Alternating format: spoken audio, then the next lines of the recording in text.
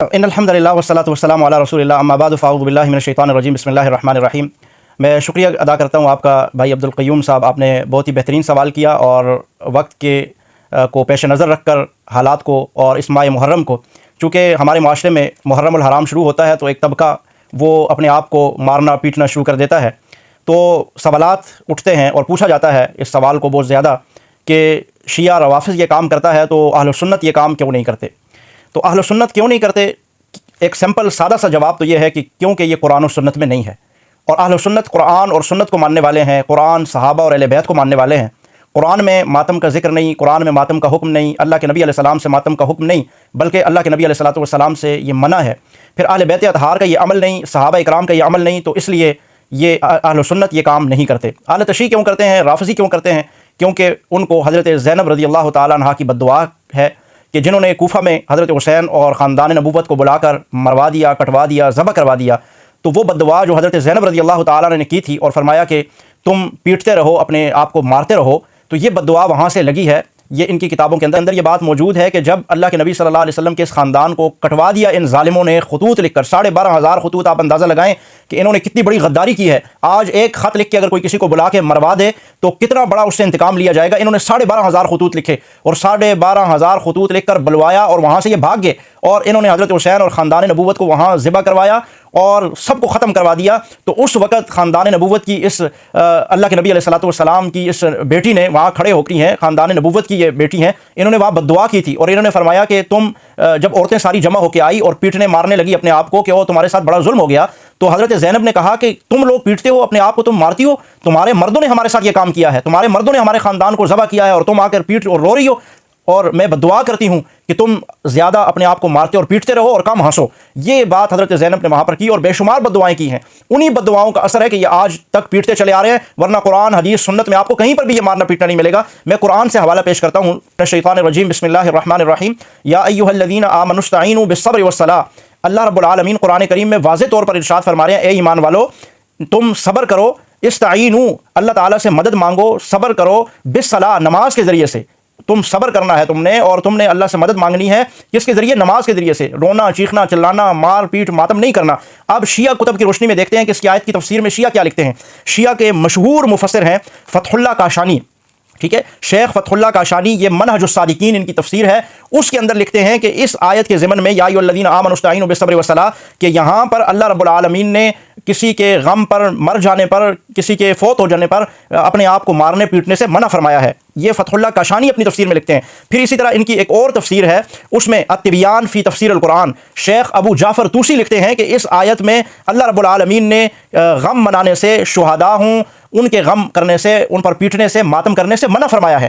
یہاں پر یہ دو مفسرین کا میں حوالہ دے رہا ہوں، میں سنیوں کے مفسرین کا نہیں، شیعہ مفسرین کا حوالہ دے کے آپ کو بتا رہا ہوں کہ انہوں نے کہا کہ شہداء پر مارنا پیٹنا ماتم کرنا یہ حرام ہے، یہ نہیں کرنا چاہیے، اللہ رب العالمین نے منع فرمایا ہے۔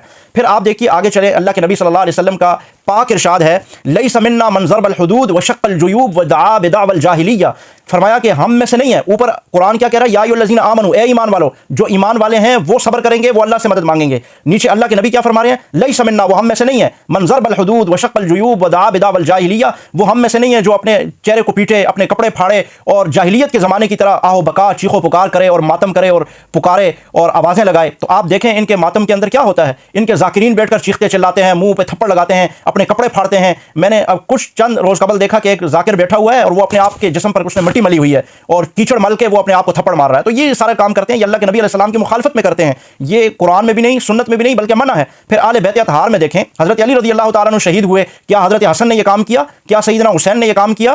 کیا اہل بیت اطہار کے دیگر لوگوں نے یہ کام کیا؟ حضرت سیدہ فاطمہ رضی اللہ تعالیٰ عنہ نے اپنے بابا جان رسول اللہ صلی اللہ علیہ وسلم کے دنیا سے رحلت پر یہ کام کیا؟ نہیں کیا۔ اسی طرح آپ چلتے آئے نیچے تک، آج تک جو بھی قرآن کو ماننے والے، سنت کو ماننے والے، صحابہ کو ماننے والے، اہل بیت کو ماننے والے ہیں، وہ ماتم نہیں کرتے، اور وہ اس طرح کے بیہودہ کام جن سے اللہ کے نبی نے، قرآن نے منع کیا ہے، اس طرح کی چیزوں سے وہ اپنے آپ کو دور رکھتے ہیں۔ میں آپ کو ایک شیعہ کتاب سے حوالہ دیتا ہوں ماتم کے منع ہونے پر۔ شیعہ کتاب ہے دعائم الاسلام، اس کا صفحہ نمبر 225 ہے۔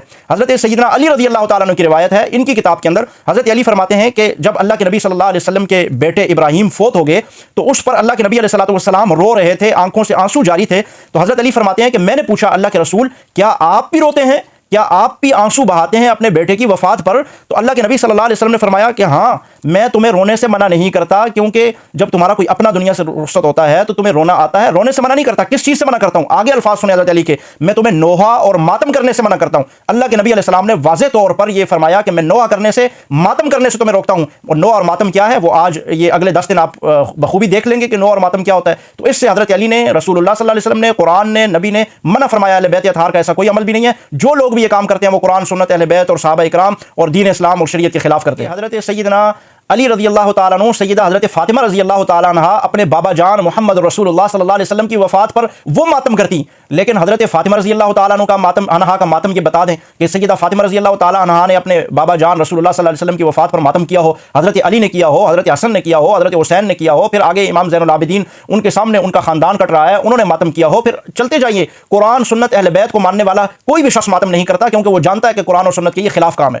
پوری تاریخ اسلام اٹھا کے دیکھ لیجئے، کہیں پر بھی قرآن اور سنت کو ماننے والا، نبی کو ماننے والا، اہل بیت اطہار کو ماننے والا کوئی بھی ایسا شخص نہیں ہے، وہ 11 امام 12 امام ہوں یا کوئی بھی مسلمان، اہل بیت کا ماننے والا ایک شخص بھی آپ کو ایسا نہیں ملے گا جو اللہ کے نبی کے حکم کے خلاف، قرآن کے حکم کے خلاف، اللہ کے حکم کے خلاف کھڑا ہو جائے۔ یا ایھا الذین آمنوا استعینوا بالصبر والصلاۃ، یہاں پر کہا گیا کہ ماتم اور نوحہ کرنا حرام ہے۔ شیعہ مفسرین کی روایات میں نے آپ کو بتائی۔ پھر نبی علیہ السلام کہہ رہے ہیں لیس منا من ضرب الحدود وشق الجیوب ودعا بدعوى الجاہلیہ، جو نوحہ کرتے ہیں، ماتم کرتے ہیں، اپنے آپ کو مار پیٹ کرتے ہیں کسی کی وفات کی غم میں، تو یہ لوگ ہم میں سے نہیں ہیں۔ تو 12 امام یہ کیسے کام کر سکتے ہیں؟ وہ اپنے آپ کو رسول اللہ کی امت سے کیسے نکال سکتے ہیں یہ کام کر کے؟ قطعاً بھی ان کا یہ عمل نہیں ہے۔